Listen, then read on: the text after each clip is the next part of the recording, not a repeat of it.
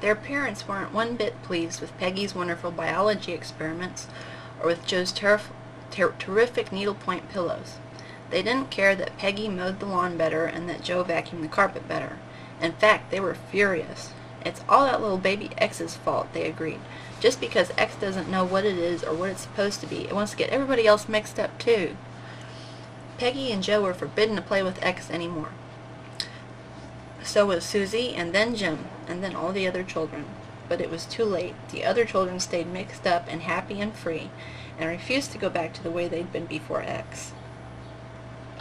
Finally, Joe and Peggy's parents decided to call an emergency meeting of the school's Parents Association to discuss the X problem. They sent a report to the principal stating that X was a disruptive influence. They demanded immediate action.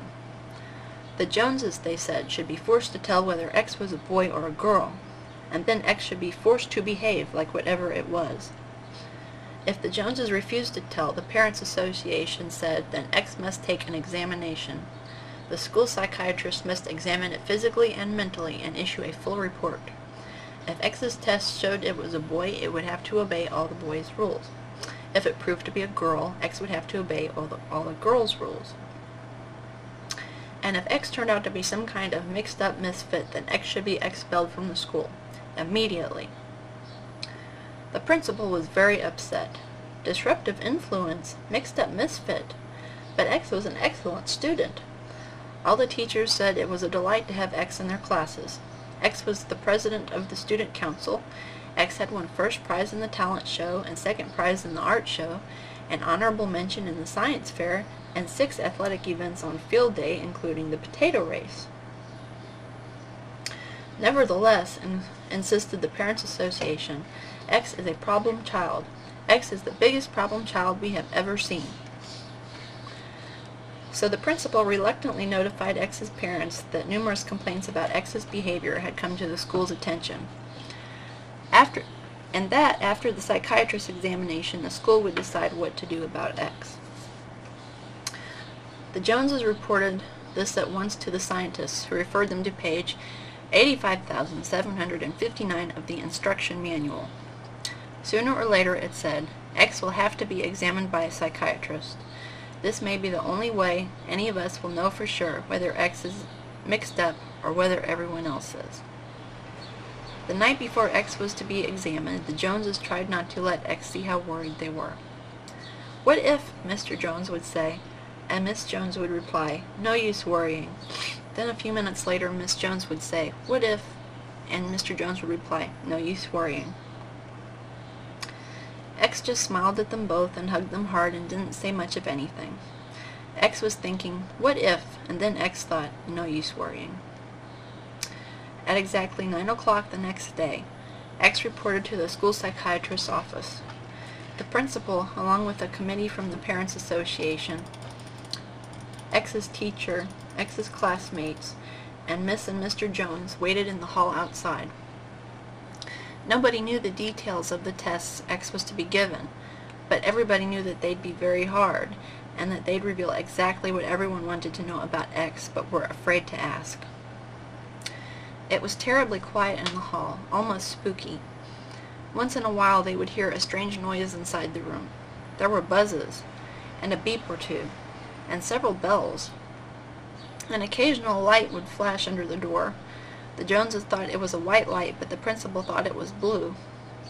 2 or 3 children swore it was either yellow or green, and the Parents' Committee missed it completely. Through it all, you could hear the psychiatrist's low voice asking hundreds of questions, and X's higher voice answering hundreds of answers. The whole thing took so long that everyone knew it must be the most complete examination anyone had ever had to take. Poor X, the Joneses thought. Serves X right, the Parents' Committee thought. I wouldn't like to be in X's overalls right now, the children thought. At last, the door opened. Everyone crowded around to hear the results. X didn't look any different. In fact, X was smiling. But the psychiatrist looked terrible. He looked as if he was crying. "What happened?" everyone began shouting. Had X done something disgraceful? "I wouldn't be a bit surprised," muttered Peggy and Joe muttered Peggy and Joe's parents. Did X flunk the whole test? Cried Susie's parents. Or just the most important part? Yelled Jim's parents. Oh dear, sighed Mr. Jones. Oh dear, sighed Miss Jones. Shh, shushed the principal. The psychiatrist is trying to speak. Wiping his eyes and clearing his throat, the psychiatrist began in a hoarse whisper. In my opinion, he whispered, you could tell he must be very upset. In my opinion, young X here. Yes, yes, shouted a parent impatiently. Shh, shushed the principal. Young X, said the doctor, frowning, is just about...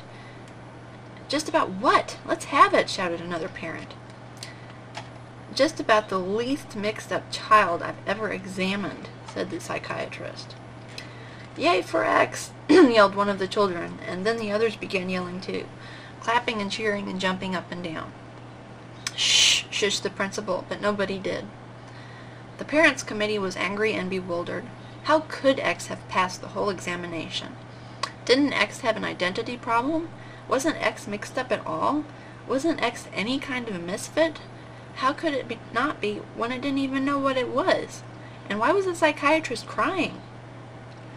Actually, he had stopped crying and was smiling politely through his tears. Don't you see, he said, I'm crying because it's wonderful. X has absolutely no identity problem. X isn't one bit mixed up.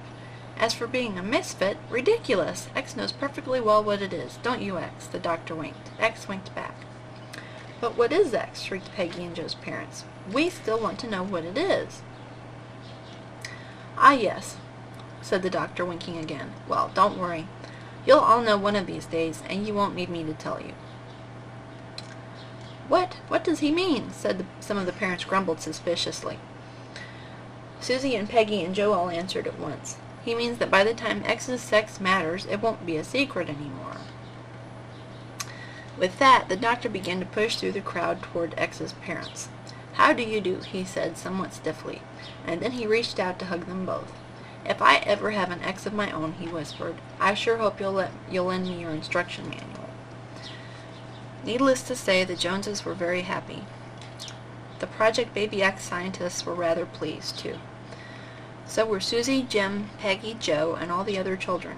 The Parents' Association wasn't, but they had promised to accept a psychiatrist's report and not make any more trouble. They even invited Miss and Mr. Jones to become honorary members, which they did. Later that day, all X's friends put on their red and white checked overalls and went over to see X. They found X in the backyard playing with a very tiny baby that none of them had ever seen before. The baby was wearing very tiny red and white checked overalls. How do you like our new baby? X asked the other children proudly. X got cute dimples, said Jim. X got husky biceps too, said Susie. What kind of baby is it? Asked Joe and Peggy. X frowned at them. Can't you tell? Then X broke into a big mischievous grin. It's a Y.